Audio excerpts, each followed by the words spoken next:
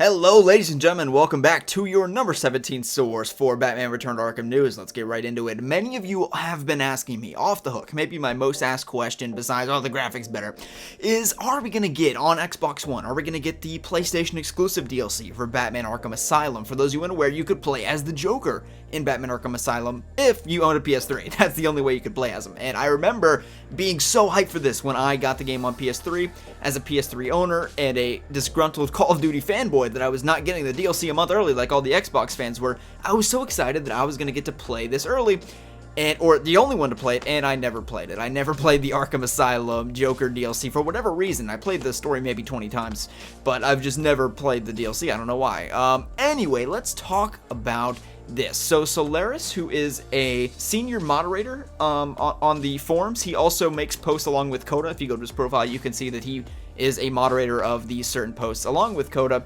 And he confirms here that yes, the Joker DLC from Arkham Asylum, and if there was any exclusive, PlayStation exclusive DLC for Arkham City, I don't believe there was, but if there was, that will also be available for Xbox One, and this is seen by the fact that there is no specification in the trailer, in that the game is coming out in 2 months. They would have to clarify that certain content is only available for the PlayStation version of the game. So that's great news, but if you own Batman Arkham Knight on the Xbox One and you're waiting for the Adam West skin, then you're out of luck. So now let's talk about Batman Arkham Origins. Now this has been a huge contention point, maybe the most contested point and complaint amidst people, is that people, I go to all the videos from other YouTubers and also just in the core trailer, and a lot of people in the comments are saying, still pissed there's no Origins, still mad there's not Origins. And I want to kind of explain this from a perspective of a fan like you, and my kind of view of it, and here's the way I think about it.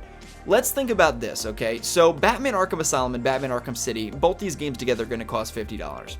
If they were to remaster Arkham Origins, which by the way would be the most hard to do, simply because for no other reason other than it is the biggest game. The most you have to port over is Arkham Origins. So $25 for Asylum and City and all of its DLC. If we were to do the same for Batman Arkham Origins, again, you're looking at roughly $25. Maybe we could bump that up even to $30 or $35 because, again, as I said, it would be significantly harder than Arkham Asylum per se to port it over to Unreal Engine 4 and to next generation consoles. So basically, what you're looking at that point is an $80 remaster, and from a business perspective, they're looking at that and they're looking at that's too expensive. The mass audiences are not going to spend more than $60 when they can acquire a brand new game for $60. They're not going to spend $80 to get a remaster, and you never across the board will see a remaster be more than $60. So what they had to do, in that they're porting this game to an entire new engine, they're not just, upgrading the graphics, they're changing the engine entirely, which is tiresome. It takes a lot of work, as I can imagine.